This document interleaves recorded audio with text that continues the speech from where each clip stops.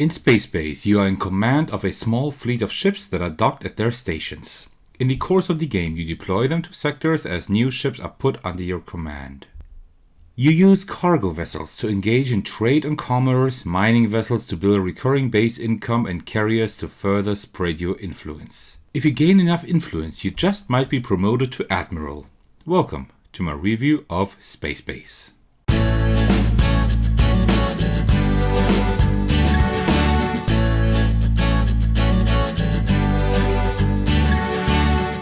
Hey everyone, this is Alderac, and today I'm bringing you my review of Space Base. As usual, before I will give you my review, I'll explain how the game is played. Feel free to use the timestamps to jump to the part you're interested in the most. Bonus points if you watch the entire video. The objective of Space Base is to accumulate 40 victory points, marking your path to triumph. Once a player reaches this milestone, the current round will conclude, ensuring all players have had an equal number of turns. More on that a little bit later. The player with the highest victory points at this stage emerges victorious, claiming the title of the ultimate space Commodore. The setup looks like this. Each player receives a command console, a set of 12 starting ships identified by their card back, and a cube for credit, income, and victory points. Arrange your console by setting victory point and income cubes at 0 and the credit cube at 5. Deploy your starting ships to the sectors as indicated on the cards. Then arrange the 12 colony cards in ascending sector order face up. Set up the shipyard by dividing the fleet cards into 3 decks based on their card backs. Shuffle each deck, draw the top 6 cards and lay them face up on the table to the right of the decks. Gather the charge cubes into a communal pool accessible to all players. Determining the starting player is actually quite involved in Space Base. Ensure each player's credit starts at 5. Draw 1 random card from the level 1 deck, losing credits equal to the card's cost. Place the card in its respective sector on your board and deploy the existing card in the same sector. The player with the highest sector number becomes the starting player. In case of a tie, I've got you covered and got a great idea for determining the starting player. Place a spaceship card at the other end of the table. Then, one player rolls a die, trying to get as close as possible to the card. The next player does the same. The die that is farther from the card is removed and rolled by player 3. This is continued until all players have rolled once. The player whose die is closest to the card becomes the starting player. After the starting player has been chosen, each player gains additional resources based on their turn order position. The starting player does not gain any resources. The second player gains 1 credit, the third player gains 2 credits, the fourth player gains 1 income, and the fifth player gains 1 income as well. The game follows a straightforward turn-based system. Here's how it all unfolds. Before the active player takes their turn, all players, including the active one, have the option to trigger specific abilities on their cards. Then, the active player rolls both dice, with now having the opportunity to use abilities like reroll or set dice during this phase. Players individually decide whether to claim each die separately or their sum, each choice being independent. Abilities marked with the green 2 dice and arrow icon can be triggered if the sum is chosen. Every player receives rewards based on the dice allocation to their card sectors. The active player gains blue rewards from their cards, while passive players gain red rewards from deployed cards.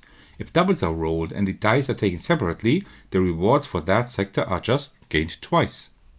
After the rewards have been collected, all players can once again trigger abilities if possible and desired. The active player can now purchase any affordable card from the 18 available ship cards in the shipyard or buy a colony card. Ensure that the credits spent match the card's cost. The purchased card takes its place in the appropriate sector on the player's board, and the existing card in that sector becomes deployed above the board like this.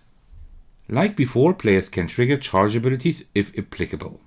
Next, replenish the shipyard by drawing the top card from the respective deck to its left to maintain 6 available cards in each level. The active player increases their credits to match their income if their credits are lower than the income. This step ensures a steady flow of resources for the active player. Now let's briefly summarize the 3 different reward types. Blue rewards and abilities are exclusive to the active player's turn, while red rewards are obtained during opponents' turns. Green abilities can be used at any time, regardless of turn roll. Keep in mind, there are no green rewards. Also, as mentioned, these 12 colony cards can be purchased. They don't enhance your engine, but they give you points. A lot of points. These you should save for toward the end game. The journey comes to an end when any player reaches a minimum of 40 victory points. This then marks the game's conclusion, irrespective of whose turn it occurs on. The current round is played through, ensuring each player gets an equal number of turns before the game concludes. The last turn falls to the player sitting to the right of the starting player. The player with the highest total of victory points emerges as the conqueror of the cosmos. Should there be a tie, an additional full round is played with each player taking one more turn. After this extra round, the player with the most victory points claims the title of the winner, even if they were not among the initially tied players. Should the tie persist, the game continues with extra rounds until the winner emerges triumphant. Keep in mind that, while your resource track ends at 40 spaces, the limit of victory points you can achieve does not. Simply place a charge cube on the 40th position of the respective tracker and start tracking anew from the 0 space with plus 40 points added to your total. And that's all you need to know to play your first game of Space Base. But how do I like the game? Well, let me tell you in my review. The theme itself is fine. It's a space theme, so nothing wrong with that. It's just a bit generic. The components are great, the boards are thick, the dice are pretty, and the cards offer great quality. What a great all-around component quality, seriously. The art design is generally well made. It's that cartoony, slightly old-school art style. Unfortunately, it didn't do a lot for me. This art style really takes getting used to, and honestly, I haven't gotten used to it yet.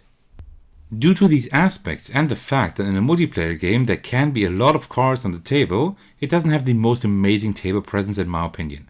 But it makes up for that with its gameplay, because the gameplay is definitely better than Machikoro, which is a similar game.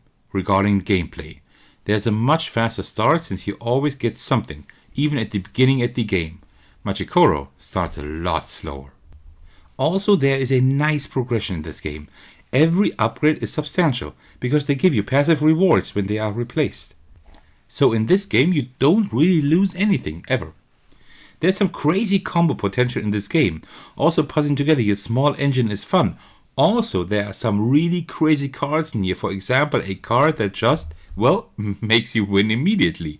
But it's really hard to get and fulfill.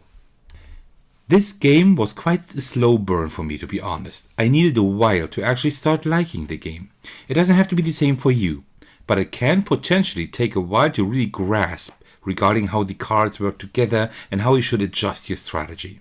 Still, and that's a positive, the game is quite light on rules.